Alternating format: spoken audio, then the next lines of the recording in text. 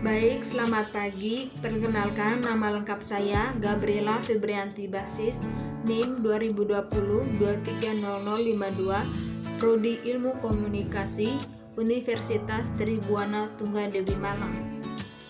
Pada kesempatan ini, saya akan menjelaskan materi yaitu proposisi.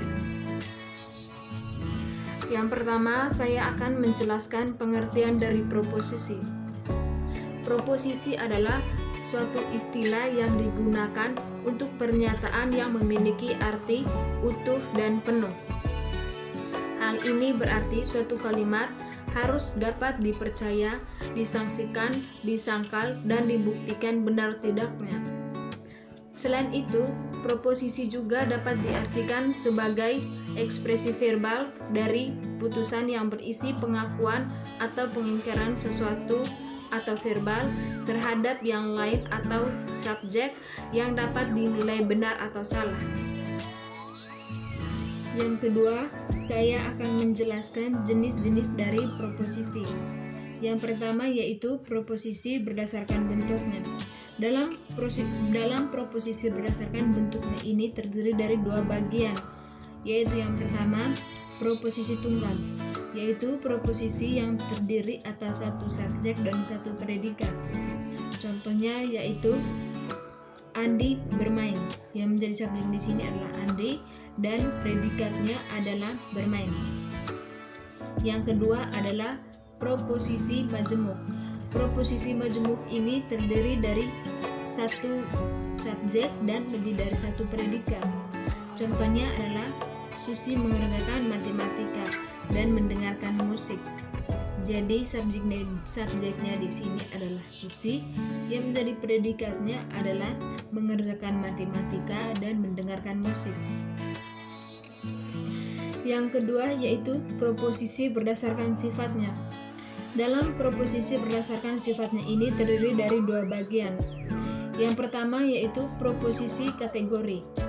Proposisi kategori merupakan proposisi yang berhubungan dengan predikat dan subjeknya tidak memerlukan persyaratan apapun. Sebagai contoh yaitu semua orang akan mati, atau dengan contoh lain semua makhluk hidup memerlukan makanan. Yang kedua yaitu proposisi kondisional. Proposisi kondisional merupakan proposisi yang hubungan subjek dan predikatnya memerlukan persyaratan tertentu. Sebagai contoh yaitu jika hari mendung maka akan turun hujan. Yang ketiga yaitu proposisi berdasarkan kualitasnya. Dalam proposisi berdasarkan kualitasnya ini terdapat dua bagian, yaitu yang pertama proposisi positif atau afirmatif, merupakan preposisi yang predikatnya subjek. Sebagai contoh yaitu semua profesor adalah orang pintar.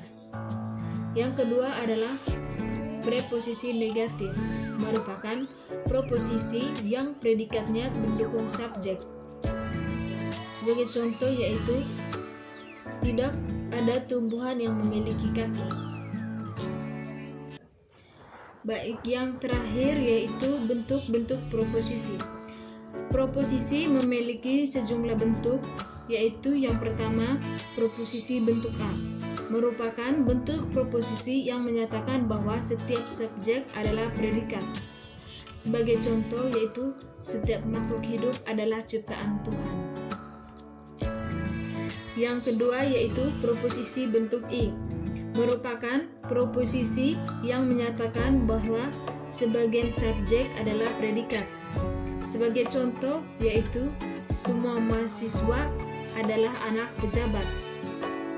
Dan yang ketiga adalah proposisi O, merupakan bentuk proposisi yang menyatakan bahwa sebagian didasarkan pada predikat. Sebagai contoh yaitu mahasiswa resmi. Baik, itu saja penjelasan saya mengenai proposisi. Atas perhatiannya saya ucapkan terima kasih.